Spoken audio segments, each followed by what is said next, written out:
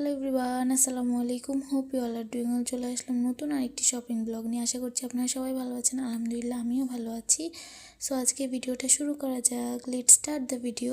So ফার্স্টে আমার একটা নিউ এক্সপিরিয়েন্স হয়েছিল আর কি। ওই দিন আমরা একটা ডিফারেন্ট গাড়িতে উঠেছিলাম সবাই একসাথে। সো খুবই ভালো লেগেছে, পা ঝুলিয়ে ঝুলিয়ে সবাই একসাথে অনেক মজা করে গিয়েছি। দেন আমরা সবাই একসাথে গিয়েছিলাম ওই দিন ইসলামপুর ইসলামিয়া মার্কেটে গিয়েছিলাম আর কি। একটা কাজ ছিল। দেন পাটোয়াটলিতে গিয়েছিলাম আমার মামাতো বোনের সানগ্লাসটা বানানোর জন্য আর কি।